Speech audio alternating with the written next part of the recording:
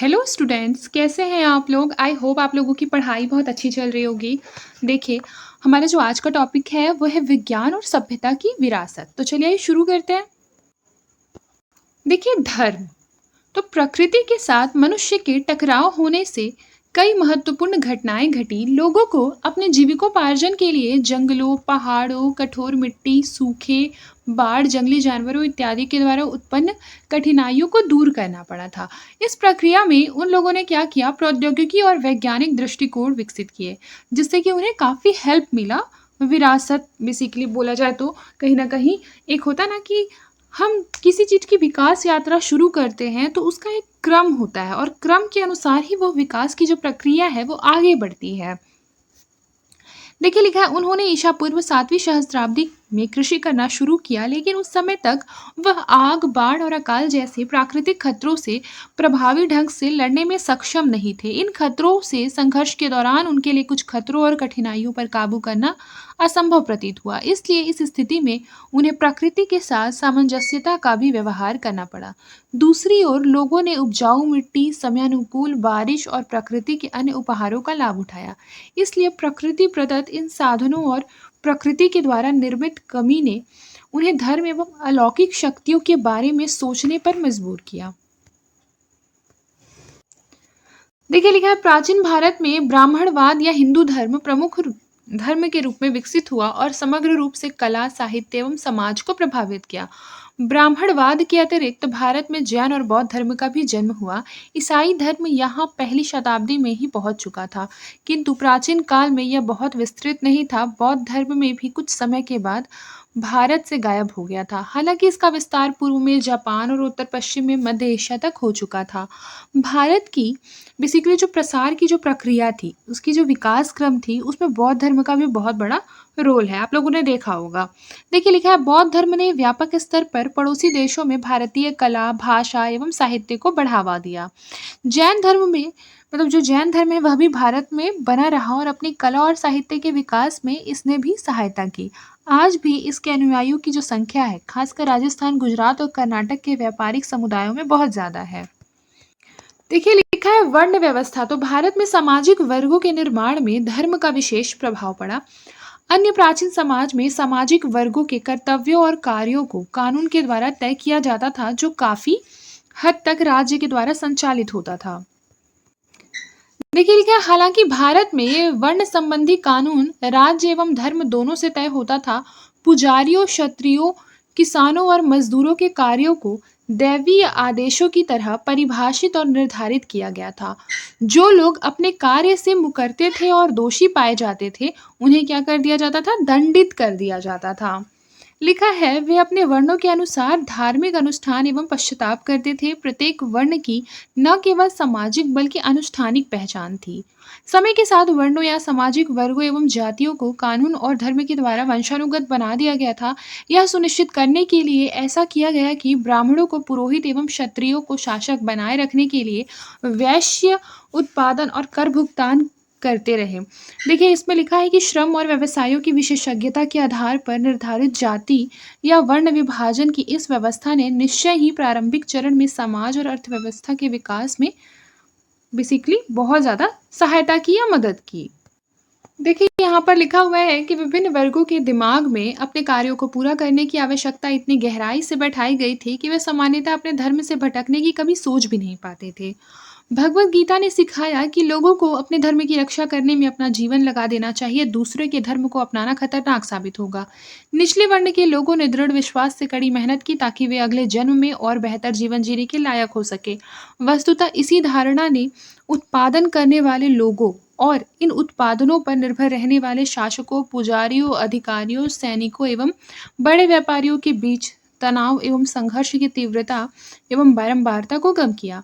इसलिए प्राचीन भारत में निम्न वर्गों का दमन के लिए प्रत्यक्ष कार्यवाही की इतनी जरूरत नहीं हुई जितनी कि ग्रीस और रोम में शासक के आदेशों के विरुद्ध गुलामों एवं अन्य उत्पादक वर्गों के खिलाफ की जाती थी।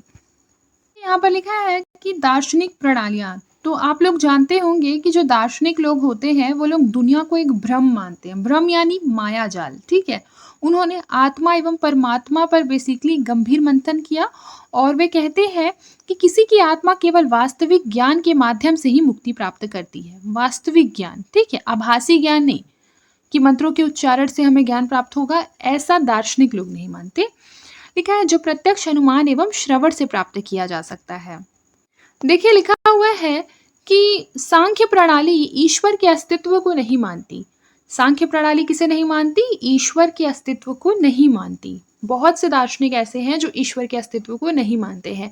इनके अनुसार संसार का जो निर्माण है वो ईश्वर ने नहीं बल्कि प्रकृति ने किया है। संसार एवं मानव जीवन प्राकृतिक शक्तियों द्वारा नियंत्रित होती है। तर्क के विकास से सांख्य प्रणाली को सहायता मिली। 5वीं शताब्दी से पहले तर्क कोई विधिवत स्थापित अनुशासन नहीं था।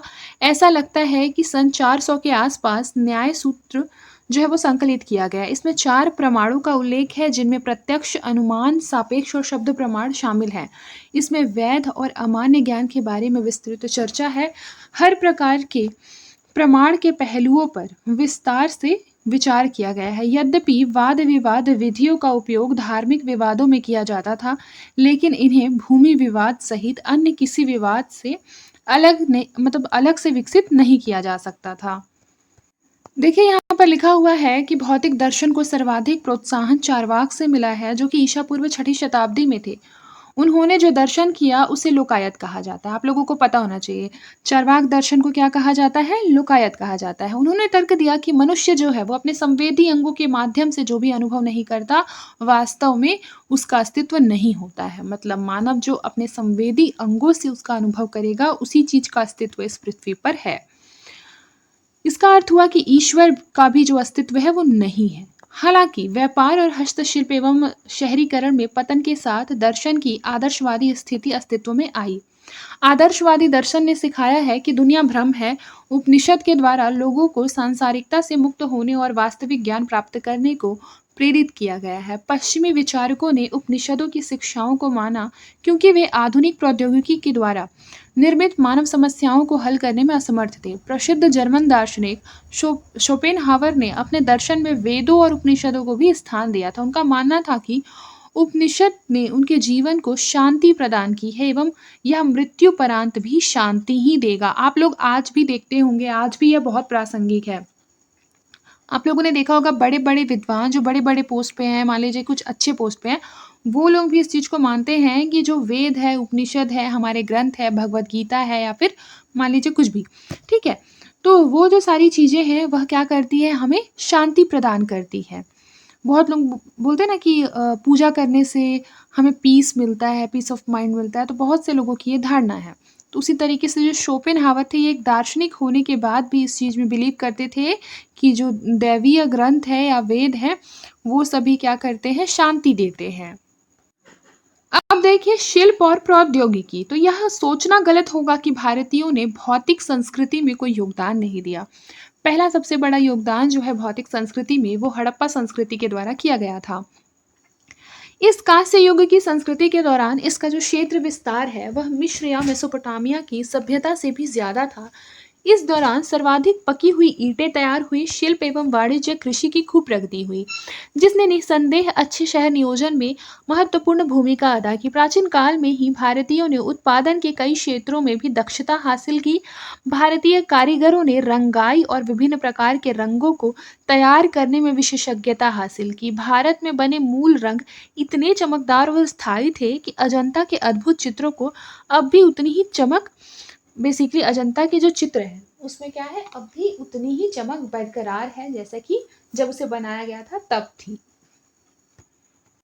और आजकल जो भी मान लीजिए कलाकृति बनाई जाती है, आप लोगों ने देखा होगा कि बनाने के 6 महीने के बाद ही कभी उसका कलर उतरने लग जाता है, कभी पानी टपकने लग जाता है, कभी कुछ ना कुछ होने लग जाता है। देखिए यहाँ पर लिखा है इसी तरह भारतीयों ने इस्पात बनाने की कला में भी विलक्षण विशेषज्ञता हासिल की है। यह शिल्प सबसे पहले भारत में ईसा पूर्व 200 में विकसित हुआ था। भारतीय इस्पात बहुत पहले से दुनिया के कई देशों में निर्यात किया गया था। बाद में इसे वुड्ज कहा जाता था। भारतीय कारीगरों के द्वारा निर्मित तलवार दुनिया के किसी भी अन्य देशों की तुलना में श्रेष्ठ थे और एशिया से लेकर पूर्वी यूरोप तक इनकी डिमांड थी। देखिए राजनीति, कौटिल्य के अर्थशास्त्र के अनुसार बड़े साम्राज्य का प्रशासन चलाने और जटिल समाज की समस्याओं को सुलझाने में भारतीय हमेशा से निसंदेह सक्षम थे। भारत ने अशोक जैसे महान शासक को जन्म दिया, जिसने कलिंग पर अपनी जीत के बावजूद शांति और अनाक्रमण की नीति अपनाई। अशोक और कई अन्य भारतीय राजा धार्मिक सहिष्णुता को मानते थे, अन्य धर्मों के अनुयायियों की जो इच्छाओं का सम्मान करने पर बल देते थे। ग्रीस के अलावा भारत एकमात्र ऐसा देश था जहां लोकतंत्र के स्वरूप को अपनाया गया था। देखिए, अब अगला टॉपिक है विज्ञान और गणित। आइए पढ़ते हैं। देखिए, भारत ने विज्ञान में बहुत ही महत्वपूर्ण योगदान दिया और गणित में भी, इसमें कोई दोहराई नहीं है, ठीक है।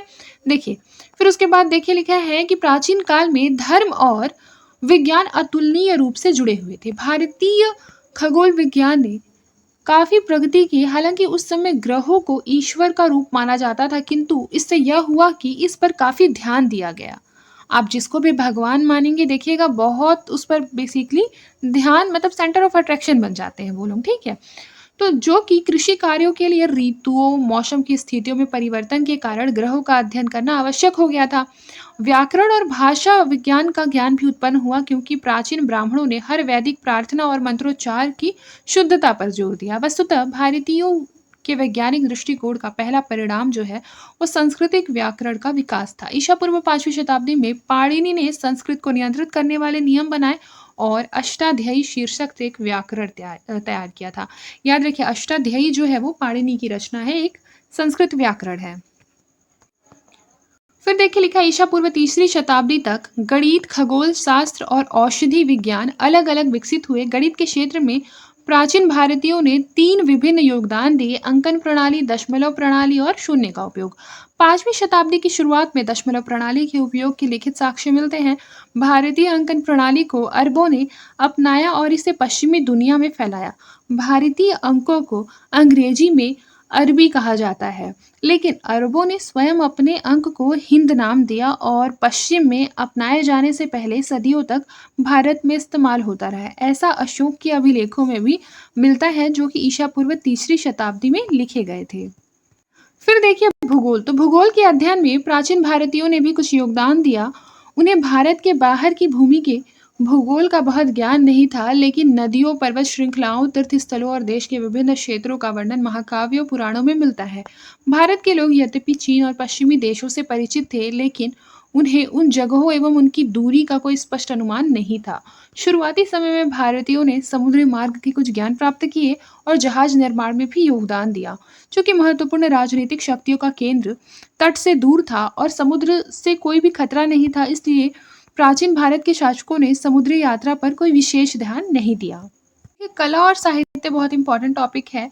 इसमें लिखा है कि हड़प्पा के समय से ही प्राचीन भारतीय राजमिस्त्री और कारीगरों ने कला के क्षेत्र में उत्कृष्ट कार्य किए। ऐतिहासिक काल में अशोक के द्वारा बनवाए गए एक एक खंभे चमक और पॉलिश के लिए फेमस हैं, जो उत्तरी काले पॉलिशदार मृदभांड की चमक से मिलता है। यह अब भी एक रहस्य का विषय है कि कारीगरों ने मिट्टी के बर्तनों और स्तंभों पर कैसे ऐसी पॉलिश की थी। मौर्य काल के पॉलिश किए गए खंभों पर जानवरों की मूर्तियां, विशेष रूप से शेरों की मूर्तियां मिलती हैं। शेर के सिंह वाले, मतलब शेर का जो सिर है, ठीक है, सिर वाले स्तंभ को भारत गणराज्य के द्वारा राष्ट्रीय प्रतीक के रूप में अपनाया गया है। हम अजंता के गुफा मंदिरों के साथ साथ प्रसिद्ध अजंता चित्रों का भी उल्लेख कर सकते हैं, जो कि ईसवी सदी की शुरुआत के साथ ही निर्मित हुए थे। अजंता एक तरह से एशियाई कला का जन्म स्थान है। अजंता क्या है? एशियाई कला का जन्म स्थान है। अगर आ जाएगा एशियाई कला का जन्म स्थान किसे कहते हैं, तो हो जाएगा अजंता की गुफाओं को। ईसा पूर्व 2री शताब्दी से ईस्वी सन 7वीं शताब्दी के बीच 30 गुफा मंदिरों का निर्माण हुआ था। देखिए, अगर बात किया जाए अजंता के भारतीय चित्रकारों की उपलब्धि को सभी कला समुदाय के द्वारा बहुत सराहा गया है। अजंता में इस्तेमाल की जाने वाली रेखाएं रंग प्रवीणता प्रदर्शित करते हैं, जो यूरोप में पुनर्जागरण के पहले दुनिया में कहीं नहीं पाई गई है। इसके अलावा भारतीय कला भारत तक ही सीमित नहीं थी, बल्कि एक तरफ मध्य एशिया, चीन और दूसरी तरफ दक्षिण पूर्व एशिया तक फैली। अफगानिस्तान और मध्य एशिया के पड़ोसी हिस्सों में भारतीय कला के प्रसार का केंद्र बिंदु कौन सा था? गांधार क्षेत्र था। भारतीय कला के तत्वों में मध्य एशियाई और हेलेनिस्टिक कला के साथ जोड़ दिया गया, जिसने एक नई कला शैली को जन्म दिया था, जिसे कि गांधार शैली कहा जाता है। याद रखिएगा। बुद्ध की प्रतिमा इस शैली में ही निर्मित थी। हालाँकि अगर बोला जाए कि यह क्या है, भारतीय कला का ही नमूना है, लेकिन बेसिकली इसमें क्या हो गई है, तो बोलते हैं ना कि यूनानी कला भी मिक्स हो गई है। तो अभी आपका जो एंशिएंट का जो पार्ट था वो कंप्लीट हो चुका है, और 1-2 टॉपिक बचे होंगे तो मैं बाद में उसको करा दूँगी, लेकिन अभी हम लोग मिडवल शुरू करेंगे कल से, ठीक है? तो आज के लिए बस इतना ही, तब तक के लिए अपना ख़्याल रखिए और मन लगाकर पढ़ाई करते रहें।